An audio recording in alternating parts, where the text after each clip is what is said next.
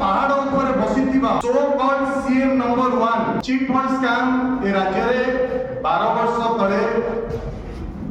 हईचई सृष्टि करथिला। जनमानसरु एपर्यंत मध्य से दाग लिबिनी जो 20 लाख परिवार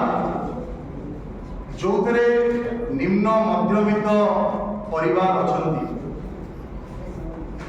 जे टंकाए टंकाए संचय करके निज परिवार को चलाती से भली परिवार ये 20 लाख परिवार रे 90% अधिक 20 लाख परिवार वर्ष हेलानी राज्य रे न्याय मागुछि। निर्मल भावमूर्तिर गोटे मुखा पिंधिकी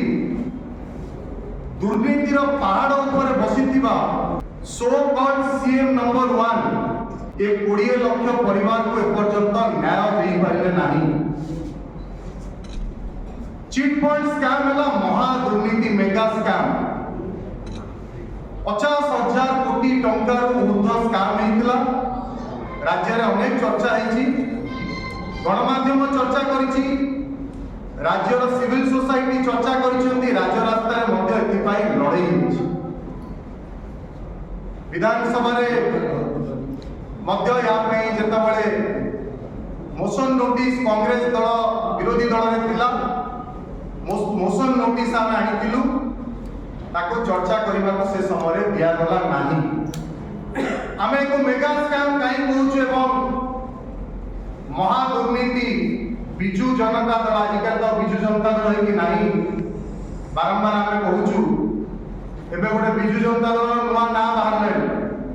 विजु जुगाड़ू दल जोगाड़ चलती अन्य दल आपण कहते 128 सीट आसवे किस दिन तले गणमाध्यम देखा छाती ठोकी कहते 128 जीतबू जनता आम नेता काम कर फील्ड रे जनता विश्वास अच्छी 4.5 कोटी लोक आशीर्वाद कर किंतु वर्तमान जुगाड़ू दल पार्टी विजु जुगाड़ू दल केते कांग्रेस नेता मान नवा आरंभ होती कैंडिडेट करा तुम कैंडिडेट ऊपर भरोसा पाइलानी कारण जनता रिजेक्ट कर से कैंडिडेट मानकू जनता रिजेक्ट कर जोगाड़ कर तेणु विजु जनता दल गोटे मेगा स्कैम कर राज्य में जो टंकार 2014 निर्वाचन लड़ीला आपणकर मन थी 26 मार्च जितेबाला पूर्व गोटे लाइन कहली ये चिट फंड दुर्नीति को पाई आम विजु जनता दल एवं मुख्यमंत्री संपृक्ति अच्छी बोली कहूँ चिट फंड कंपनी जिते आसिले राज्य को तार ब्रांड एम्बासेडर निजे मुख्यमंत्री साजिले एवं नेता मंत्री माने साजिले फंक्शन कले जहाँ आम वीडियो देखिलु जनता विश्वास दिगला जो लोक प्रतिनिधि एवं मुख्यमंत्री जाऊँच फंक्शन को जनता विश्वास दिगला 5टी एभली कंपनी थी जार एड्रेस नाला कौन सरकार देखी पार ना